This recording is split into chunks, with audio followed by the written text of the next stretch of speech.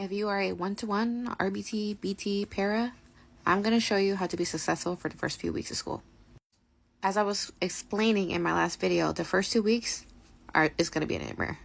In order for us to really set the tone for the consistency for our learner, we need to try to get every day to be very as close as normal, quick. So to make a long story short, you are going to have a piece of paper and a pen, probably a pencil. And you are going to write when the kid comes, 7:45 arrives. Okay, goes to the locker.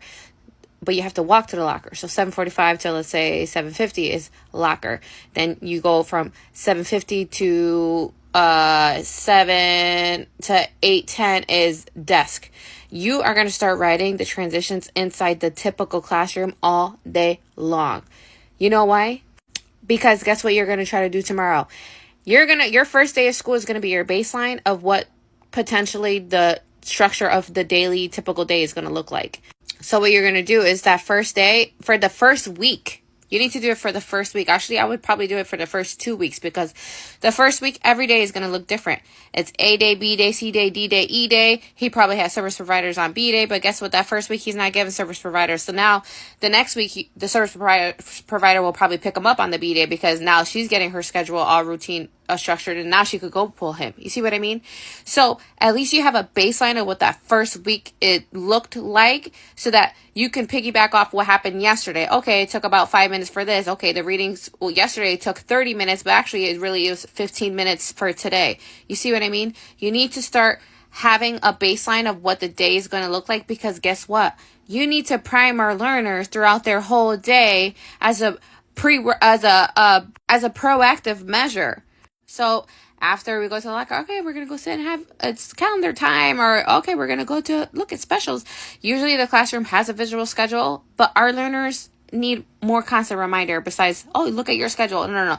They need a reminder, a verbal prompt or a visual prompt or whatever. They need to be primed between transitions, and also primed when a transition is about to end, aka like an activity, like, oh, we're about to be done with this worksheet, and then guess what is another worksheet.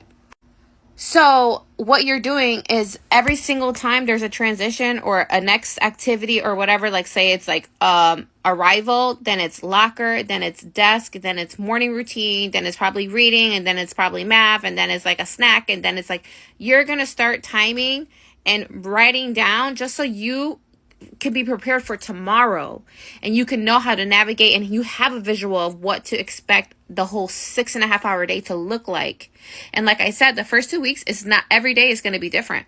It's not consistent, but at least you have a baseline to carry over what happened yesterday, so you could prime, oh, like, yeah, yesterday he wasn't a fan of math, or like he had problems here, or he had a hard time leaving recess. You see what I mean? You want to be proactive, but also setting not only yourself up, but also setting your learner up, so that you guys are both set up for as close to success as you will get the first 2 weeks of school. And I'm going to be honest, as a BCBA, you probably have a lot of different clients, so you can't be at the first day of school for every single kid. So as the RBT, or the one-to-one that's supporting the child, you have to be proactive and set the days up so that when you do speak with your BCBA, you can let them know, like, hey, this was an issue here, or this was that, or speech is going to pull them on this day.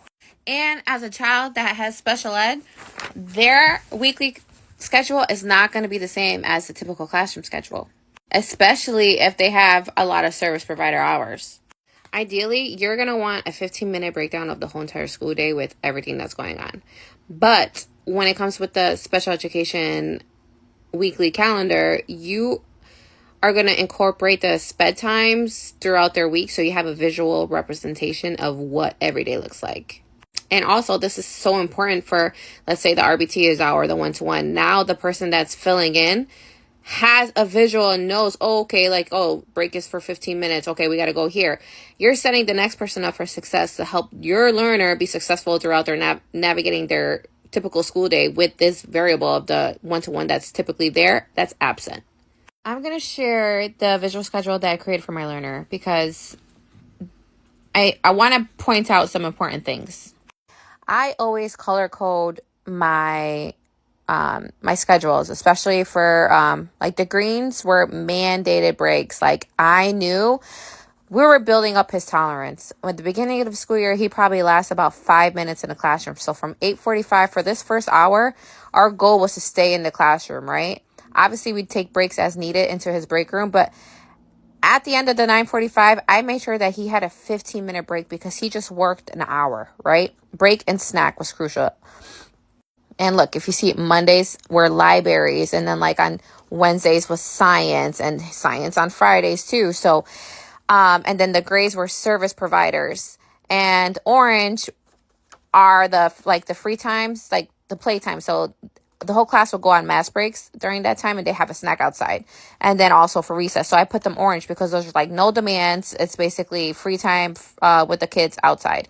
After recess, if you see this little break, the orange ones, he automatically had a break because transitions from highly preferred back inside were very difficult. So we needed to have a smooth transition back to his break room so he could calm down, have literally, it was just 5 minutes. And then not only that, but we'd always leave the playground first. So by the time the teacher got 26 other kids in line, getting them in the classroom, getting them putting their stuff in the locker, it already took 5 minutes. So literally by the time his break was over, everybody was sitting down exactly at the same time when he was returning to class. So it was like, yeah, why waste 5 minutes outside in line having him wait and get antsy and then have to deal with a tantrum when we could just immediately after recess have a break, have him calm down, understand his next transition, which is usually writing a demand. You see what I mean? What you're not going to do is go from highly preferred straight to working. You need to have a break. Well, specifically for this learner. So then as you see on Mondays, Tuesdays, Wednesdays, and Thursdays, he has service providers usually around the same time. So on Fridays, he had science, but there was a gap here. So he had no service providers. So having service providers could actually be helpful, especially because it breaks up the work from having the regular classroom work to like working with someone else. So it's like a different provider, but also it's like a new environment. It's a nice transition, especially if they've been in the class for the past hour. You see what I mean? So on Fridays, it would be a longer day, especially for the one-to-one, because having a service provider is kind of like a break in a sense for the RBT, because the RBT is not really the one giving demands. It's actually someone else. So it's like as you're working one-to-one with the learners, you're the one helping and supporting and giving them the demands. And when I say demand, it's like giving them instruction. Okay, we got to do this. We got to do that. So it's like instead of having you tell them what to do all day, it's broken up by service providers. You see what I mean? So on Friday, sometimes it was like a longer day because we'd have to like, okay, he's used to being pulled throughout the week. So now we actually have to be in the classroom longer and he has to do actual classroom work. But if you can see, like I made sure that he had breaks in between like work session. After every service provider, he had a break, because first of all, it was usually recess right after. So like, yeah, you could have a 10-minute break, especially sometimes he'd have, if he had a difficult time in, a service provider, sometimes he had a tantrum. So like sometimes, depending on how long the tantrum is, like the break would just go straight into recess. And after recess, he had medications, and coming from recess, it was either 50-50. If it'd be highly preferred, he had a really good time. He could have a tantrum coming into getting his meds, or it could be a smooth transition. And then it was straight to lunch. So there's no demands. It's lunchtime. And then usually after lunch, it was quiet time. And then we had specials.